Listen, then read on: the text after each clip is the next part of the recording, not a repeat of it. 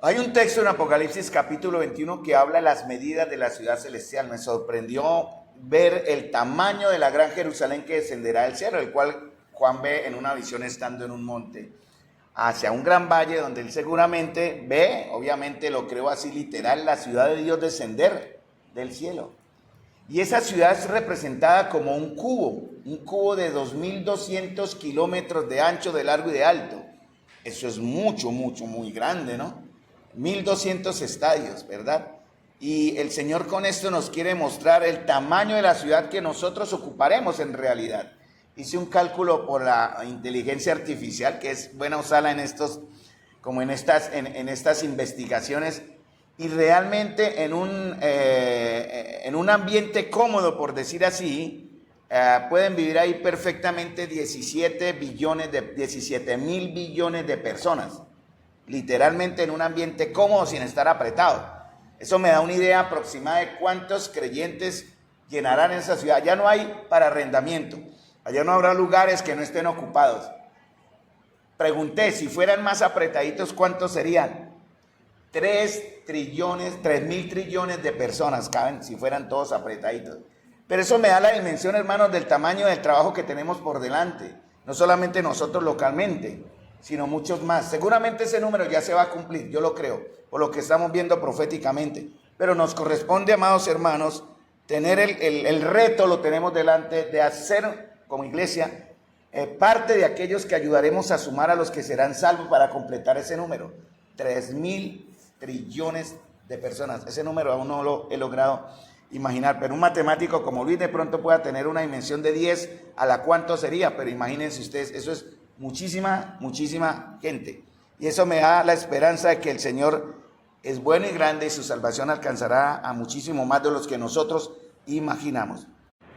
Y las peticiones de nuestro corazón, ¿cómo deben ser, hermanos? Según lo que acabamos de cantar en este himno, iguales al deseo del corazón de Dios. Nosotros ya tenemos una afinidad con Él. Nuestros pensamientos, muy humanos y respetables, obviamente, viven la vida terrenal que el Señor nos ha permitido disfrutar en nuestra dimensión humana. Pero, hermanos amados, debemos considerar como salvos ya hijos de Dios en el aspecto espiritual, que realmente nuestro lugar, como dice Colosenses 3:1, está en los cielos. Por lo tanto, tenemos que prepararnos para llegar allá de la mejor manera. Obviamente ya en Cristo somos más que suficientes en ese aspecto. Él ha suplido todo lo que necesitamos para llegar a la presencia del Señor de manera santa, útiles, dispuestos y para gloria de Él. Pero sí las peticiones de nuestro corazón deben estar basadas en los deseos de Dios, siempre esperando en la voluntad de Él. Vamos a terminar cantando con el siguiente himno, el número 472, Anhelo trabajar para el Señor. Vamos entonces a abrir ahora la escritura en el libro de Lucas, capítulo 14. Lucas, capítulo 14. Entonces, voy a usar esta presentación que les voy a mostrar a continuación. Ahí está lo que falta por estudiar, hermano, lo que falta por llegar. Y terminando acá este bloque, este texto de la verdad del Señor, seguiría en el tiempo después a principios de agosto el hermano Luis, y ahí vamos a empezar vamos a pasar nuevamente a Marcos. Ya es el tiempo de volver a Marcos para empezar un caminar, digo yo, como una profundización de nuestra fe conociendo al Señor Jesús, porque a partir de Marcos capítulo 6 versículo 46 y 47, el Señor empieza a mostrarnos aspectos de su carácter, aspectos de su divinidad, aspectos de su humanidad, aspectos de su enfoque hacia los discípulos, que aún sigue siempre vigente. Él no terminó de discipular a sus discípulos hasta la cruz. ¿Cuántos discipuló el Señor en realidad? ¿Cuántos discípulos tuvo el Señor en realidad? 12. Y esos 12 impactaron a otros. Él se le dedicó, fue a 12. Claro, muchos le seguían como sus discípulos. Pero él poco a poco empieza a confrontarles con la gran verdad. Estos 12, ¿por qué permanecieron con él? ¿Por qué permanecieron con Cristo los 12? ¿Por qué creen ustedes? ¿Por qué no se fueron como los otros que dicen Juan capítulo 6 versículo 66? Muchos de sus discípulos ya no andaban con él. porque Él los llamó. Y ese llamado es importante. Él nos ha llamado también a nosotros. Y lo sé porque estamos acá aprendiendo, mis amados hermanos. Entonces, el costo del discipulado, y la abrí, pero no va a abrir la presentación. Vamos a ver. Entonces, en esta presentación vamos a ver lo que está en Lucas capítulo 14, versículo 33 y 34 nada más, ¿cierto? Ya hemos visto en los otros textos lo que está desde el verso 25 hasta el verso 32, más o menos, aunque en el verso 28 hay un ejemplo diferente, pero ya lo hemos visto en el tema del costo, ¿no? Lo que significa el costo. Veremos algunas cositas para no perder el hilo de la escritura. A mí me parece muy irrespetuoso de parte mía hacia el Señor pasar por alto la verdad de Dios. Quiero decir, llevando el hilo donde Él nos quiere enseñar, decir, no, esto ya me lo sé, ya no lo necesito, me lo brinco y lo veo después. Bueno, en lo personal a mí no me gusta porque siempre debo dar testimonio, aprendo cosas nuevas de textos que ya he leído una y otra vez. Entonces repasaremos algo del verso 27 en adelante en su momento muy corto para poder entender el contexto total de donde fue que comenzamos cuando pasamos de Marcos capítulo 6 versículo 45 al 52 a Lucas capítulo 14 versículo 7, que ahí fue donde empezamos el proceso de entender el costo del discipulado. Entonces, muy bien, en Lucas capítulo 14, 25, el 34, se enseñan 5 condiciones para llegar a ser verdaderos discípulos. La primera, que está en el verso 26, tiene que ver con la prioridad absoluta de Cristo sobre lazos familiares y personales, ¿no? Mire lo que Él dice en el verso 26. Si alguno viene a mí y no aborrece a padre o madre, y mujer e hijos, hermanos, hermanas, y aún también su propia vida, Él dice una gran verdad, que dice, no puede ser mi discípulo, no puede, ¿no? Entonces, nosotros debemos cumplir ciertas condiciones para poder, ¿cierto? Y una de las condiciones es esta. Hermanos amados, no podemos ser neutrales en el llamado del Señor. Por eso, en el orden de prioridades, Él quiere saber a quién amamos más. Él en realidad no está enseñando a odiar, iría en contra de sus principios del amor, ni más faltaba. Pero Él significa eso. ¿Ustedes a quién aman más? ¿A quién están amando más?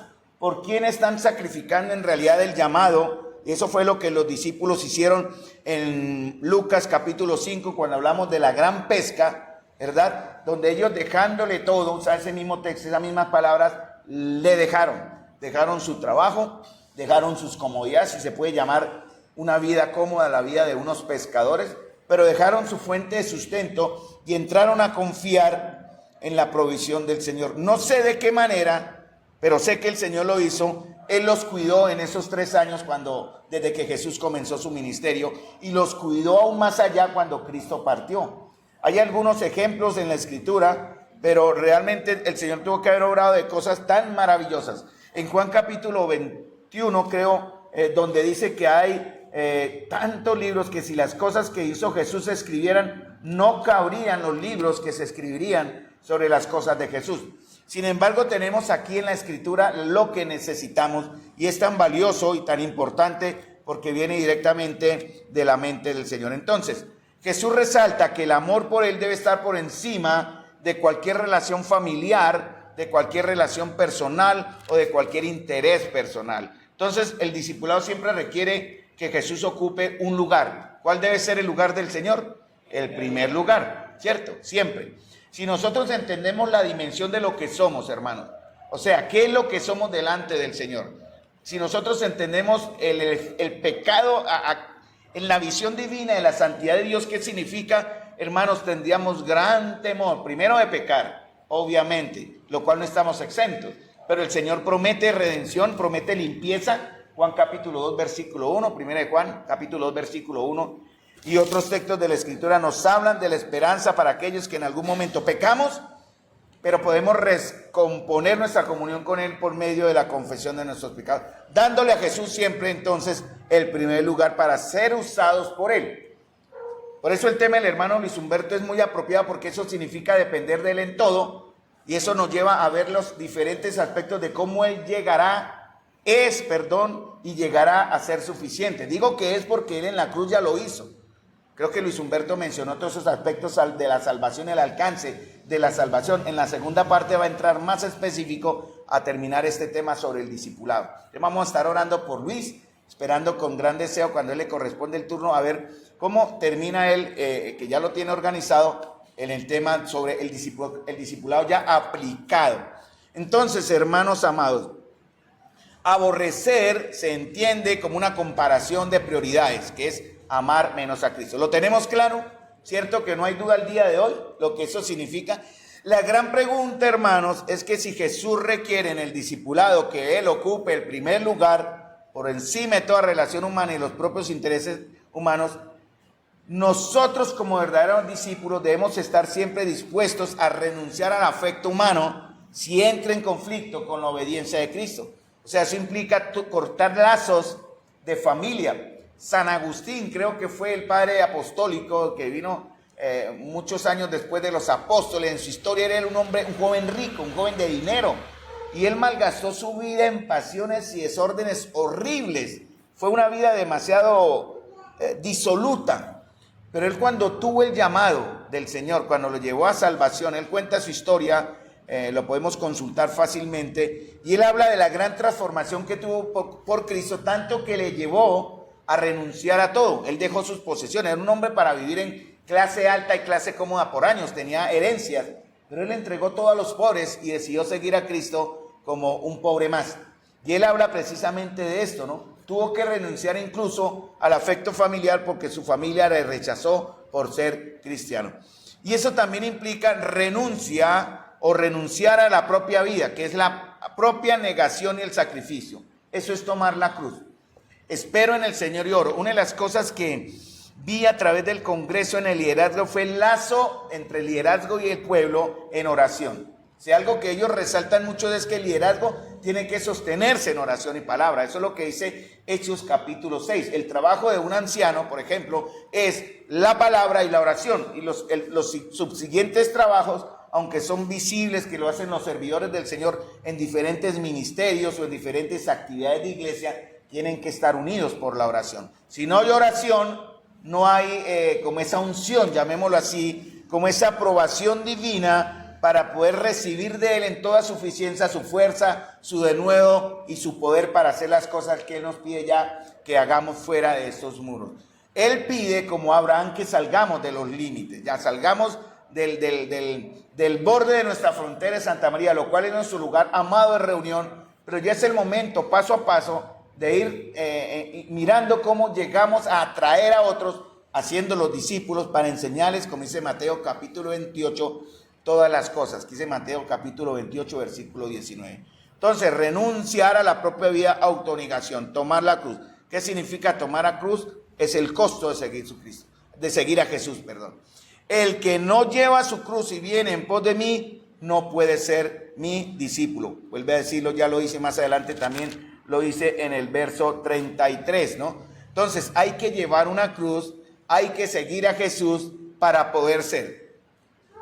Como dije, hermanos, oro, llegué con esa carga de orar más por ustedes, que cada uno de nosotros sintamos aún más la carga, el peso de que siendo hijo de Dios, querramos en verdad ser sus discípulos, hermanos. Porque seguir a alguien siempre significa amarle más. Siempre seguir a alguien implica tener un liderazgo en cierta manera, es amar más esa guía. Estoy hablando del Señor, no estoy hablando del hombre en cierta manera. Y el sacrificio personal que implica seguir. Conocemos historias, ¿no? Y podemos consultar la historia en documentación de cuántos malos líderes hicieron que sus seguidores hiciesen, valga la redundancia, cosas tremendas y poco naturales. Conocemos historia de falsos líderes que han llevado a sus seguidores incluso a la propia muerte con mucha clase de engaños. Pero como nosotros tenemos un líder que es espiritual, en realidad el aspecto humano es el que está representando al Señor para guiar las ovejas, pero no es el verdadero líder en sí, sino es el Señor Jesús. La cruz era el símbolo, los judíos sabían eso. Cuando Jesús usó este ejemplo de la cruz, ellos lo entendieron, eso no fue algo que tuviera que explicar. Por eso la Escritura misma enseña cuando usted debe tomar un texto literal, o debe tomar un texto de manera simbólica. La misma gramática y la misma lectura le dice en su lógica humana también, guiado por el Señor, sin romper algunas leyes de interpretación que son correctas, cuando algo es literal, cuando algo es simbólico. En este caso, tomar la cruz es literal o simbólico. Cuando Jesús dijo en este aspecto, el que no lleva su cruz y viene en pos de mí, no puede ser mi discípulo. ¿Por qué simbólico? ¿Por qué creen que es simbólico?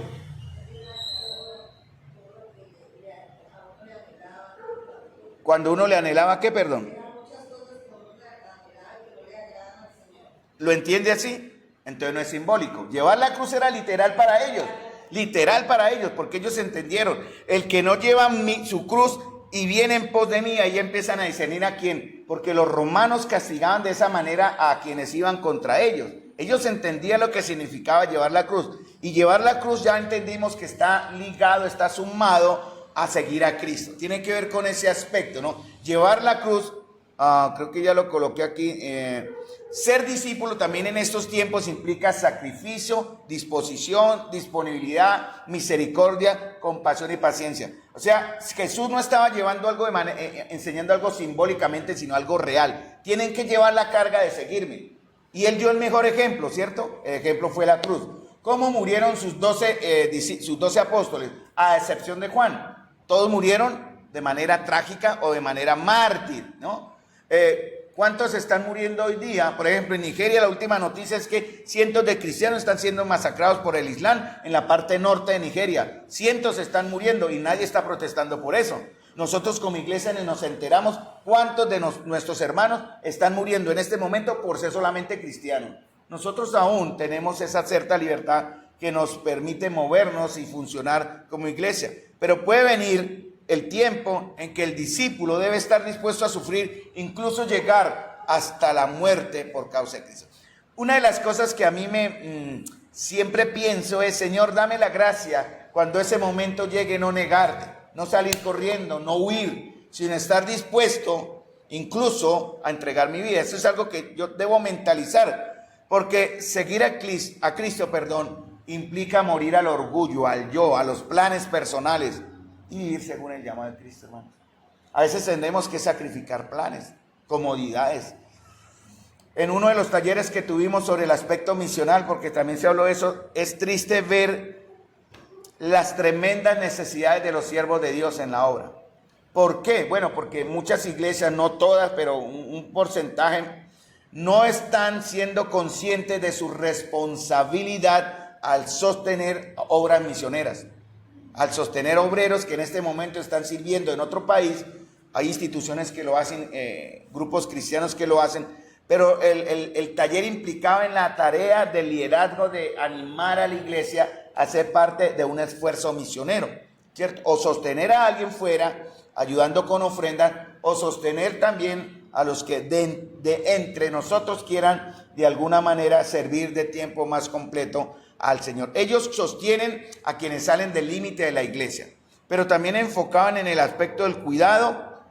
En 1 Timoteo capítulo 5 está, y en 1 Pedro también está, y en otros textos en Corintios está, sobre el cuidado de la iglesia a quienes están localmente también trabajando. Ese es un aspecto que no se ha tratado, pero debe verse, porque eso significa también el compromiso de la iglesia en la extensión del evangelio. Punto 3. Evaluación y decisión consciente. Ahí donde vamos al texto de Lucas capítulo 14, versículo 28 al 32, ¿cierto? Que no lo vamos a tratar ahora todavía tan profundamente, pero sí debemos pasar por ahí, no pasarlo por alto, porque sería para mí en lo personal un irrespeto al Señor. Él habla del costo y él habla de que calculando el costo, ¿no? Hay que entender lo que significa llevar la cruz, el costo de llevar la cruz. Ahora aquí calculando el costo de seguir a Jesús, ¿no? Él habla aquí de la parábola del hombre que construye una torre y del rey que va a la guerra. Entonces Jesús usa esta similitud de construir una torre y de un rey que va a la guerra para ilustrar la importancia de calcular lo que implica seguirlo. He orado y sigo orando para que cada uno de ustedes conscientemente en sus casas, en sus corazones, en su parte devocional personal, se haya sentado. Yo, si no lo ha hecho antes, no le ha llegado el momento de hacerlo ahora, pero le llegará, porque eso es parte de nuestro llamado. ¿Qué significa seguir a Jesús? ¿Qué significa el sacrificio? ¿Qué implica? ¿Qué tengo que entregar? ¿Qué voy a recibir? Entonces, por eso el rey acá se sienta y hace unos cálculos y unos gastos. Interesante lo que dice el verso 30, ¿no? Diciendo, este hombre comenzó a edificar y no pudo acabar. ¿Qué pasó con este hombre?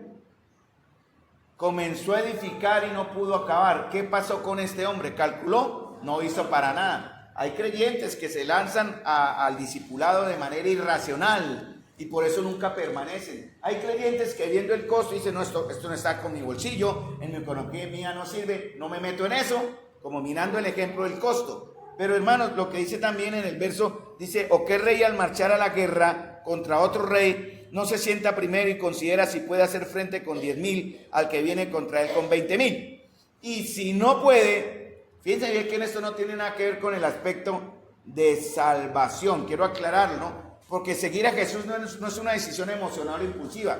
Este que construía no lo pensó. ¿Y qué sucedió? No pudo acabar. ¿Por qué no pudo acabar? ¿Por qué no pudo acabar lo que dice en el verso 30? Lo que estaba construyendo, el que estaba construyendo la torre. No pudo acabarla. ¿Qué le faltó? ¿Pero qué le pudo haber faltado? ¿Dinero? ¿Seguro? ¿Fondos?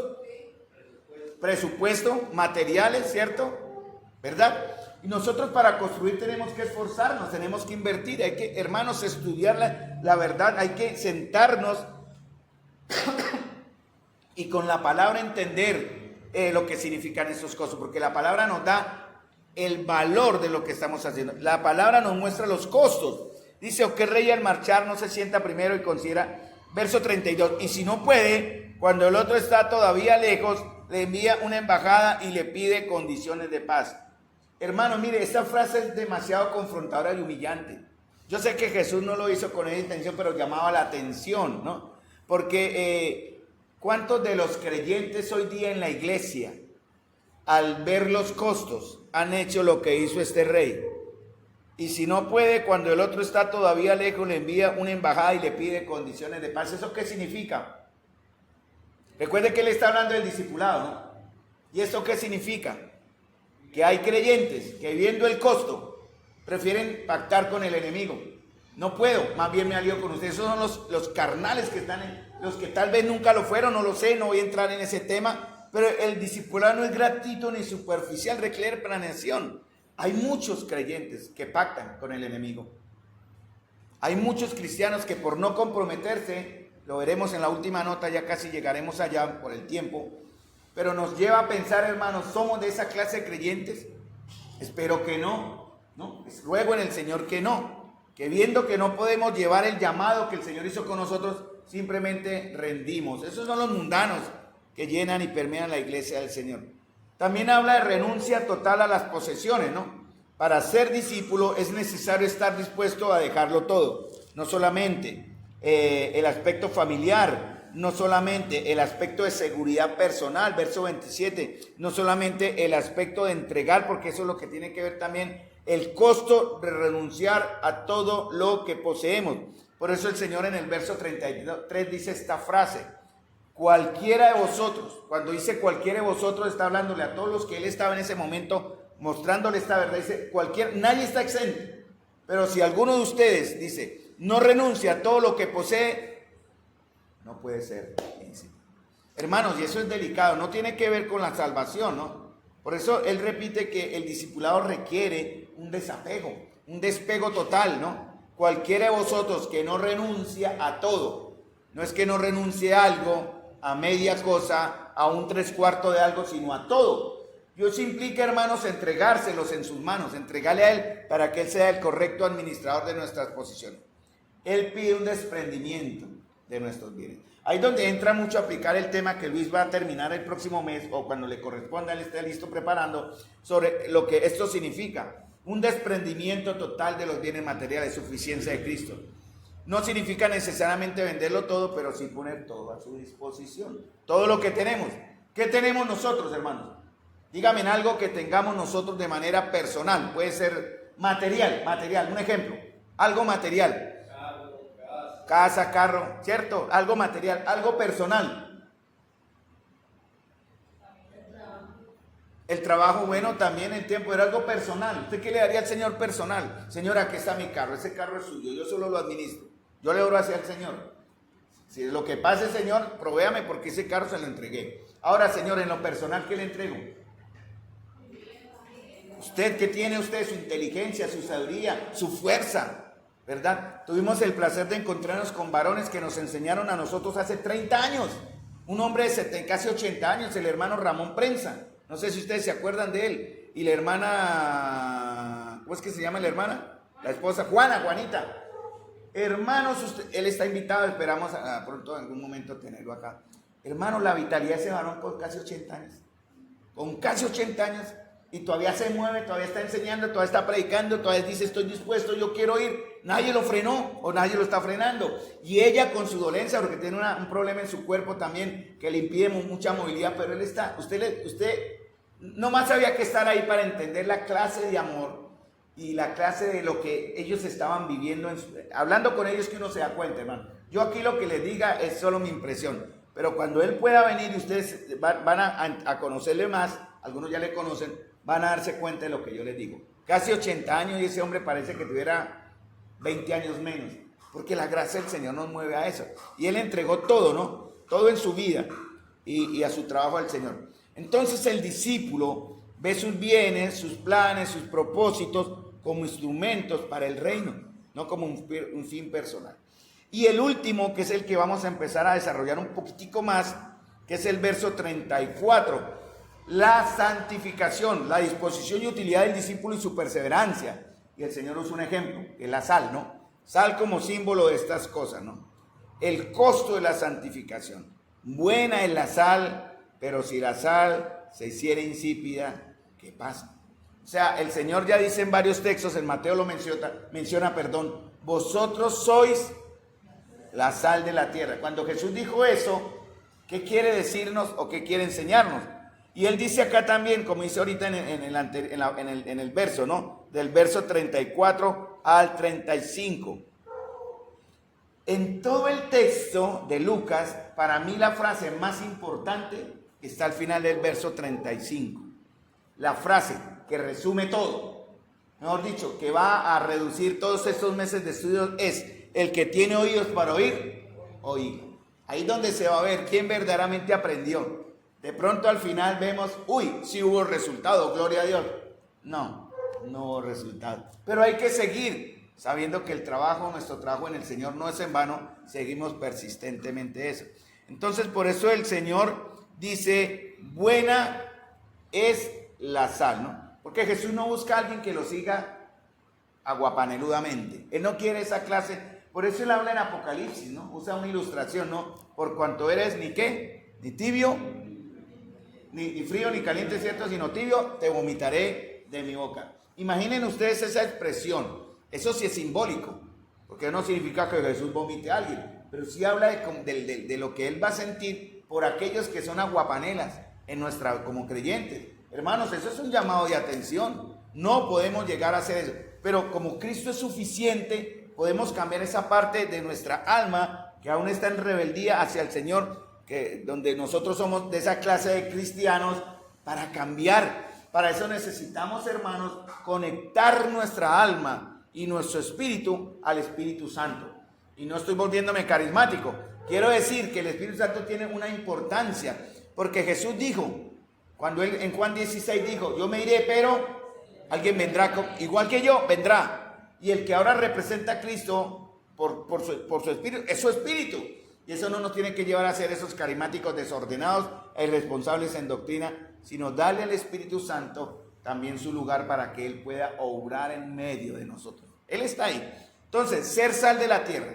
Jesús compara a sus seguidores con la sal, destacando esa importancia de mantener un propósito, un compromiso visible.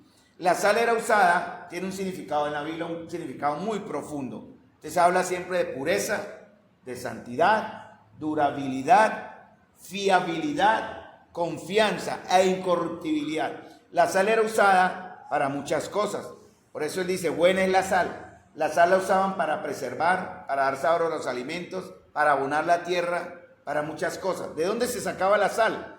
Porque la sal representa la influencia y el testimonio y la pureza del discípulo. Y él por eso advierte algo muy importante en el verso 35. Ni para la tierra ni para el muladar. Eso tiene un significado, ni para abono, ni siquiera para... Tiene que hay otra palabra aquí que es con mular, pero no la tengo aquí, no la anoté en la presentación.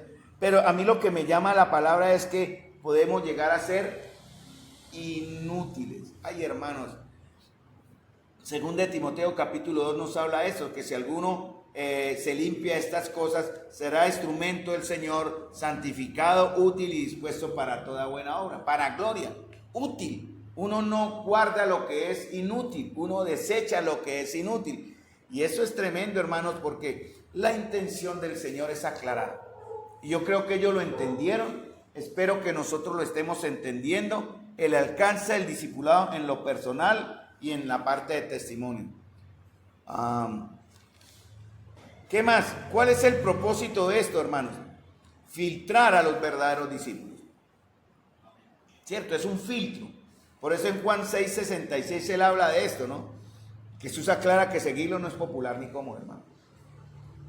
No como algunos enseñan malamente. Seguir a Jesús implica estar consciente, incluso si llegara el momento de morir.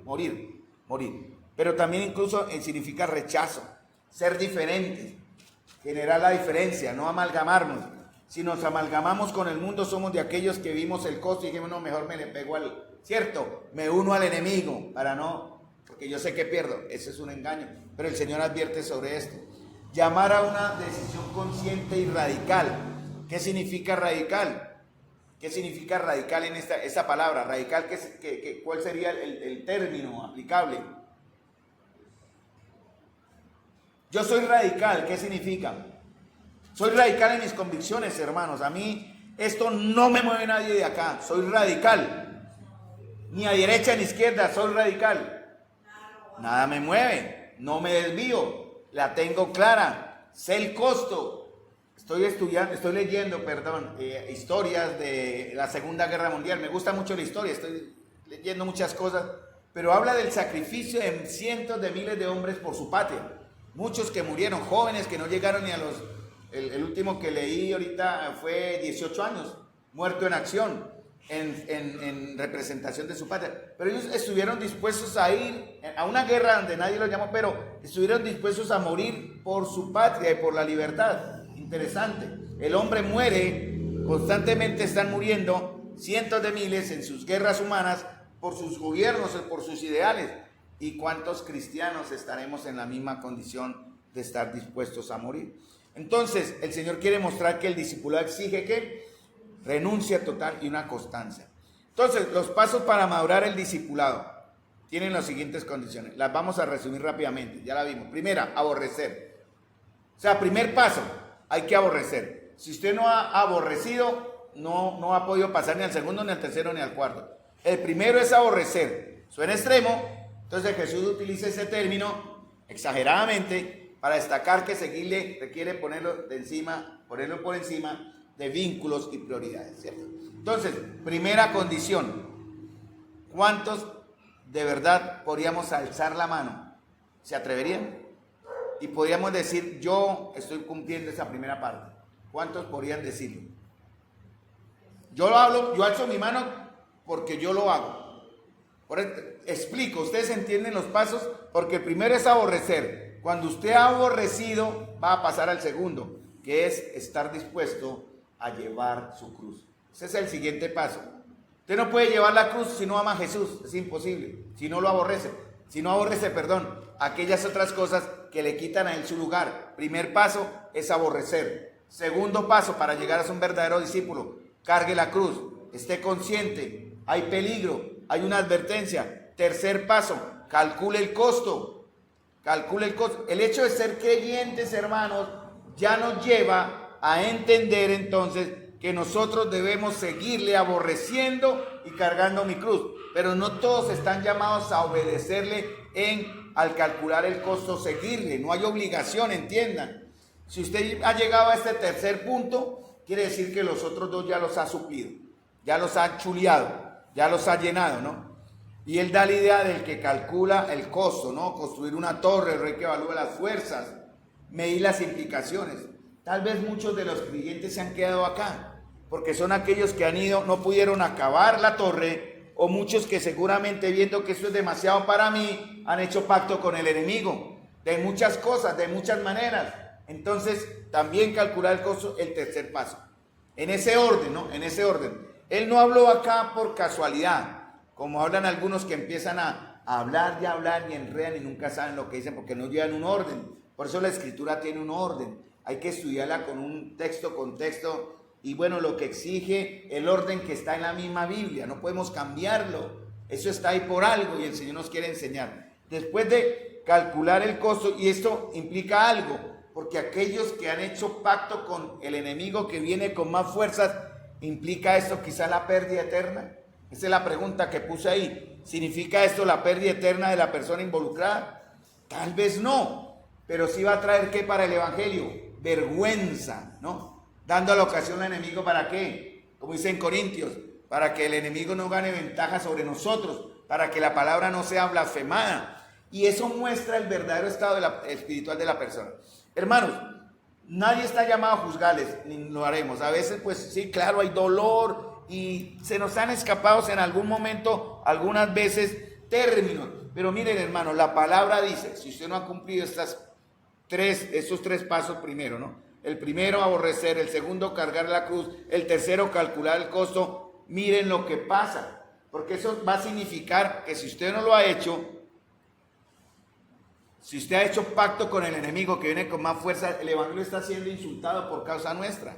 No significa que usted no sea salvo, tampoco vamos a entrar allá, pero eso nos va a mostrar el estado espiritual de usted.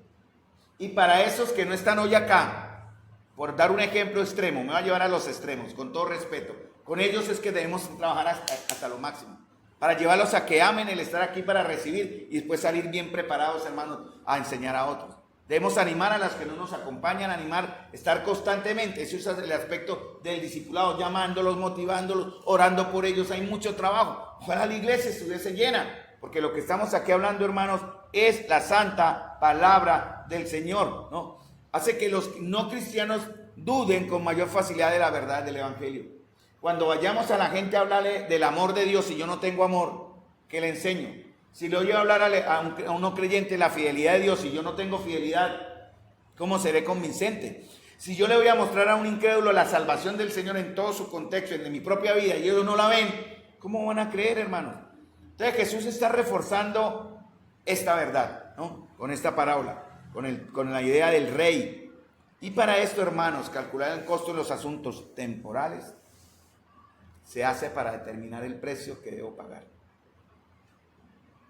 Juzgar mi disposición. Dios ve que podemos si realmente queremos. ¿Quieren ustedes, hermanos? Ese es el reto.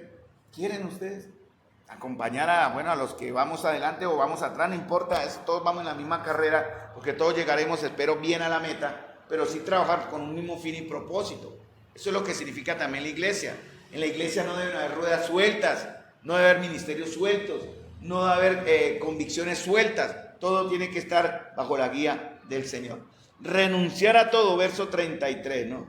La necesidad de desprenderse. Calcular el costo. Así que cualquiera de ustedes que no renuncia a todas sus posesiones o a todo lo que posee, no puede ser mi discípulo. Bueno, ¿hay discípulos imperfectos? Sí, lo sabrán. Pero ¿cuál es la diferencia entre un discípulo imperfecto y uno perfecto? ¿Hay una diferencia? En cierta manera no, porque todos son discípulos. Hay grados de madurez. Por ejemplo, entre los 12 habían grados de madurez, ¿cierto? ¿Cuál era el más débil de los 12? ¿Quién? Judas, el que se perdió, ese fue el último. Pero veíamos luchas entre Juan, el mismo del apóstol Juan, hijo de Boanerges, luchaba y le dice: mamá, vaya, pregúntele, ¿quién de nosotros con mi hermano va a estar? Ay, dígale que nos sentemos a su derecha cuando estemos en gloria. Hasta en eso llegaron y tenían discusiones. Ay, dale ustedes de comer. Pero Señor, mándelos a comer, ya es muy tarde, estamos cansados. En Marcos lo dice. El egoísmo, la falta de misericordia, ¿cierto? La falta de amor, la empatía, la falta de comprensión, no entendiendo. Por eso en Marcos, el Señor en Marcos capítulo 6 dice una gran verdad. Ya llegaremos, pero se los menciono. Voy a buscar exactamente acá. Verso 52, cuando él anda sobre el mar, les dice, Marcos 6, 52. Miren bien, hermanos, porque aún no habían entendido lo de los panes, por cuanto estaban endurecidos sus corazones. En ese momento, aún no había entendimiento en ellos y tenían corazón endurecido. Ya casi a la mitad del ministerio del Señor, aún él luchaba por eso. Estando el presente, luchaba con la dureza del corazón de sus discípulos. Estando Dios mismo en el presente, luchaba con el entendimiento de sus discípulos. ¿Cuánto no más nosotros aquí en el contexto terrenal, hermano? Entonces, ¿hay discípulos imperfectos? Sí, ¿cierto? Todos tenemos un valor, pero lo que nos diferencia de otros es que somos discípulos. Porque por eso, en esto conoceréis que verdaderamente soy mi discípulo. Eso significa que también hay falsos discípulos, o discípulos que no son verdaderos. Tenemos que también entender eso. Entonces, hermanos, aquí hay un llamado prácticamente al final. Me gustó esta frase y por eso la anoté, ahí está en rojo. Llega un momento, hermanos, en que el Señor confronta. Llega un momento, para todos los cristianos va a haber en cierta manera dos momentos clave. El momento de su salvación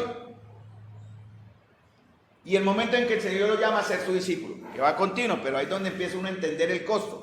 Y es lo que dice aquí, o confirma su primera decisión y procura perfeccionar su discipulado pagando el precio, o como otros, comienza a evadirle y esquivarle y por fin decir, ya no andar más con él. Decide no andar más con él. Juan 6:66.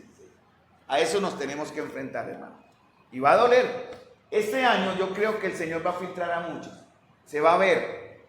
Tenemos que orar, que ojalá no haya nadie que se quede en el camino, hermano. Tenemos que orar que ojalá en la gracia del Señor, ninguno de los que estamos aquí en la comunión de Asamblea Local Santa María, sean de aquellos que dicen, ya no andaré más con él, porque sus exigencias son demasiado gravosas.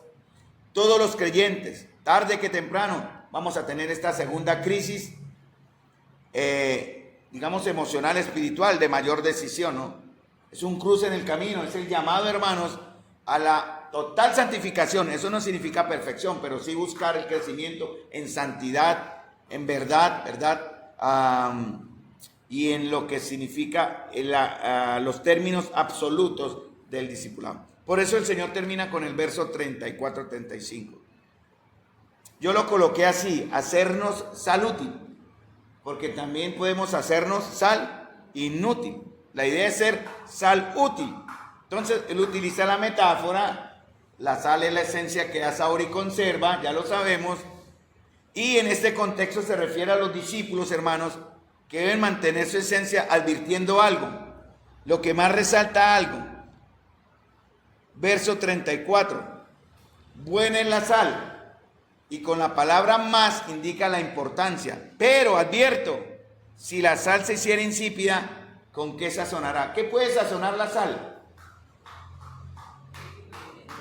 ¿Qué se puede sazonar de la sal? ¿Qué puede sazonar a la sal? ¿No? ¿Qué sazona la sal? ¿Qué puede sazonar a la sal?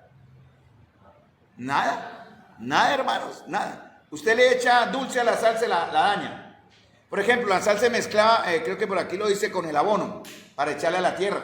Si le echaban la sal pura a la tierra, la quemaban. Entonces la mezclaban con abono del excremento de los animales y con eso perfectamente la sal perdía su salinidad y podían perfectamente abonar la tierra. Pero el Señor hace una advertencia acá, varias.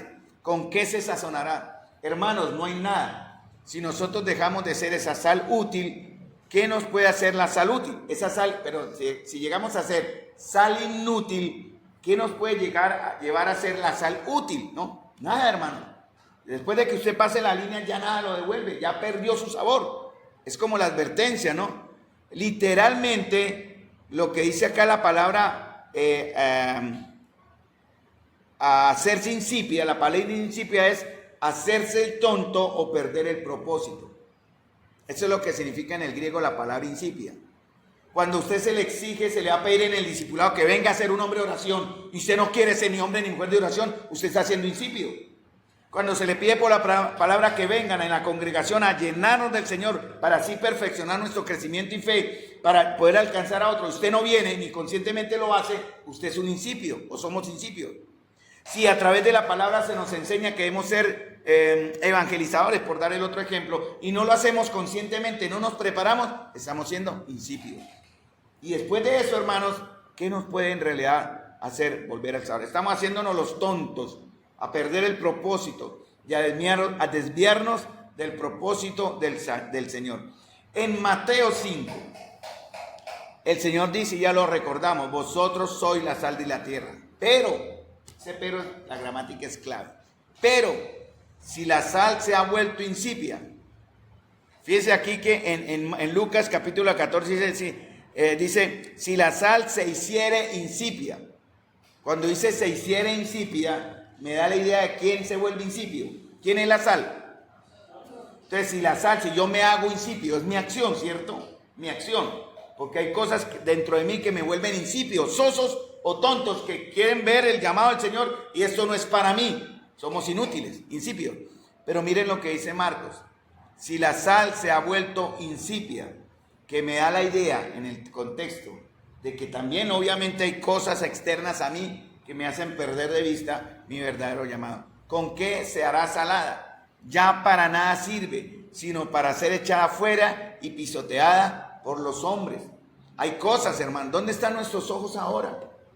¿Qué está robando, hermano, de nosotros? El que seamos la verdadera sal. Hay cosas externas que nos pueden hacer de sabor, o hay cosas externas que nos pueden no permitirlo a nosotros que seamos una sal con sabor. Por eso se habla de la sal pura, que mantiene su esencia, que tiene una fe genuina, que es positiva, que conserva. 3 veces el Señor la usó en los evangelios. Y esa sal se extraía del mar muerto, ¿verdad? Esa sal impura era sal mineral mezclada con minerales, ¿no? Y podía perder su salinidad si se mojaba, se exponía a una humedad, dejando un residuo insípido y sin valor. La sal se usaba como agente saborizante, desinfectante, preservante, se mezclaba con estiércol para mantenerlo fresco y ser usado como abono. La idea de todo esto, hermanos, es que los discípulos que no viven las demandas del discipulado valen lo mismo que la sal insulsa. Tremendo lo que dice el Señor. ¿Qué dice el Señor? Estas palabras vienen de Cristo. No sirven para nada. Una de las cosas que más me impactaba a mí de joven era que mi papá, algunas veces lo usó, otras veces sé que fue por motivo de rabia.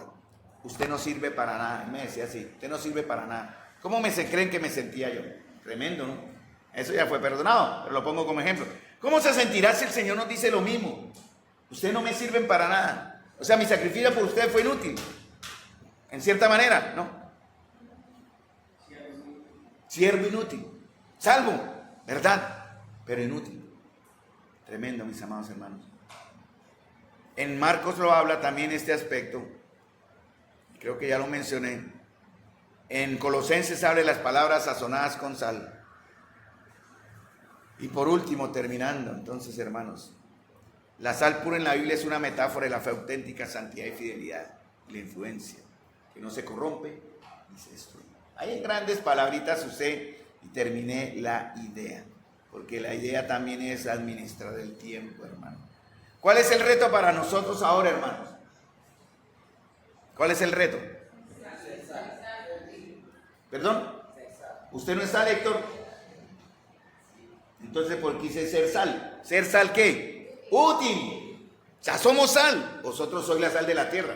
Entonces el Señor dice, corrigiendo a Héctor, ahora yo quiero ser, otra ilustración, Héctor. Dice ser sal, ¿cierto? Amén. ¿Usted es sal, Héctor? Fuerte, Héctor, ¿sí? Sí, Héctor, fuerte.